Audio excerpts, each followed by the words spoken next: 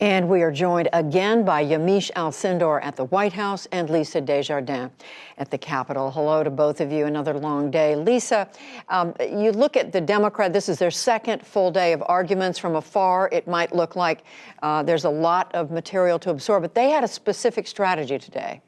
That's right, they did. As Nick reported, they were focusing on abuse of power, but they were also sort of laying out how they arrived at that conclusion. Specifically, Judy, Adam Schiff said there were 10 points of evidence that prove that the president's intent was his own self-interest or corruption. So we've kind of summarized some of these 10 points. Essentially, according to Adam Schiff, the first one is that the president basically focused only on the Bidens and the 2016 election as to the investigations he wanted. Also, Schiff said he defied the previous U.S. foreign policy as regards to Ukraine, and also that they required, he looked to outside the regular channels to try and get done sort of his bidding. Two more points that Adam Schiff brought up, that the Ukrainians saw what was going on as political from President Trump. This is the argument Schiff is making. And that Trump's own words on his call with President Zelensky and the White House attempt in Schiff's words to bury that call all prove that the president had corrupt intent.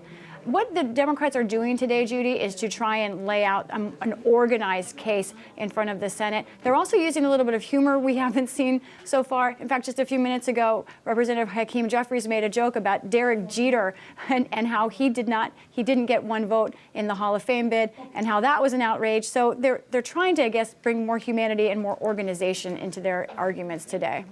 And that raises the point, Yamiche, that what we're now in is the phase when the House managers bring their case, their arguments before the Senate. They have 24 hours, 3 days to do that. But this is a time when the president's legal team basically has to sit and listen. How are they using this time? What are you able to learn about how they're beginning to build their case? The president's legal team is building their case by paying very close attention to the way that the Democrats are explaining their case. The Democrats have been very visual, playing videos, putting up signs of polls. And the president's lawyer, Jay Sekulow, a personal lawyer who's now on his impeachment team, said that there are going to be multiple schools of thoughts in the way that the Republicans lay out their case to defend the president, but that essentially they're going to come down to the fact that the president did not violate the Constitution. It's also important to note that Jay Sekulow, again, the president's personal attorney, said that they're going to be aggressive in the way that they defend the president. And that makes sense because Democrats today were aggressive in the way that they were bringing their case against the president. At one point, Representative Jerry Nadler said that the Constitution is not a suicide pact and that America does not have to be stuck with President Trump. So those are the kind of words that President Trump's legal team are really honing in on as they get ready to have to make their case. They're saying that it might not be as visual as the Democrats, but they're also going to be having to defend the president's own words because so much of his words are being played during the Senate trial already. And Lisa, you're in the Senate chamber for so much of these proceedings. You have a chance to look at the senators. How are they taking all this in? Right. Today it was fascinating because so much of the Democrats' argument today was not just about charging President Trump, but about the defense of Vice President Biden and saying that there was nothing to the idea of a possible corruption for Vice President Biden. As the Democrats were pursuing that case, which is something that many Republicans want to see investigated on its own, watching the Republicans, most of them were stone-faced. A few of them were kind of laughing to themselves, smiling in a dismissive sort of rolling their eyes, saying, I can't believe Democrats are making this argument, dismissing it, even some waving their hands like Senator Tom Cotton. Representative Lindsey Graham, who's one of the president's strongest allies, turned his back to the screen as some of the sound bites were being played on this issue. Of course, Joe Biden, he has said is a friend of his, but he wants this investigated. One other note, Judy, Senator Lindsey Graham, as Nick reported, appeared in the Democrats' case. That 1999 soundbite of him, he was not in the chamber when that soundbite was played. I think he actually may have known that was coming if he looked at the packet of material. Hard to say if it was a coincidence or not. He was not there to see his 1999 self say something very different than his 2020 self. 21 years ago. He was in the Senate then, and in the Congress then, and there today. Now, Yamiche, tweeting. The president has been tweeting up a storm. It's been reported he set a record. What is he saying? the president has been tweeting out vigorously to his 70 million followers all of his ideas about the Senate impeachment trial. And I want to read two tweets to you. That these are tweets where he was quoting other people. The first is this is a tweet that said, "This is all about undermining the next election." He's talking about the 2020 election.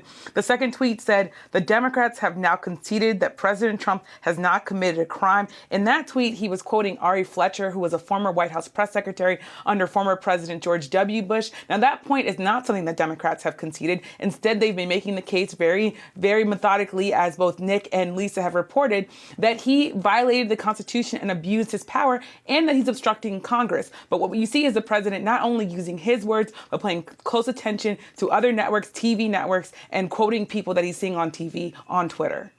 And Lisa, we're playing a bit of ping pong here, but back to you in terms of the senators.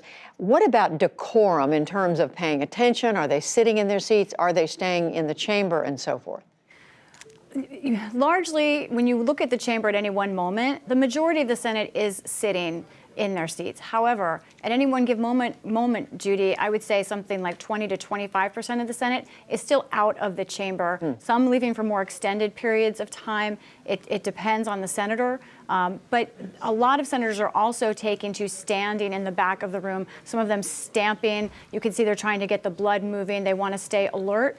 I will say that today senators seem far more alert and attentive than on any day that I've watched them. It could be that they're sort of getting into the routine here. They're starting to get used to the pacing of this. But I also think, Judy, there might be something to be said for going into modern device withdrawal, as crazy as that sounds. Think about this. The Clinton impeachment trial happened the same month as the BlackBerry was launched. There were not mobile devices in the Senate before. Now all of these senators are plugged in, addicted, some of them, to their devices. They can't have them. Instead, what can senators do in the chamber? Basically 4 things. They can listen, they can write, they can read something, or they can drink a glass of water. A few of them are drinking milk. So there really is very little for them to do. We've seen Rand Paul with an extensive sketch of the Capitol. We've seen some like Senator Burr, who has one of those finger fidget devices that he's spinning constantly to keep attention. They are finding, I think, better ways to be attentive today. There are more conversations and a little bit of chatter and whispering. It is to some degree like a high school classroom that way. However, honestly, but I do think senators are more attentive today than we have seen the past 2 days. Interesting. That may have something to do with Democrats' presentation. And by the way, none of us would know anything about withdrawal from our electronic devices. Just quickly to you, Yamiche, at the end, the president on his way to Florida today. What more do we know about how he's spending his time as this trial goes on?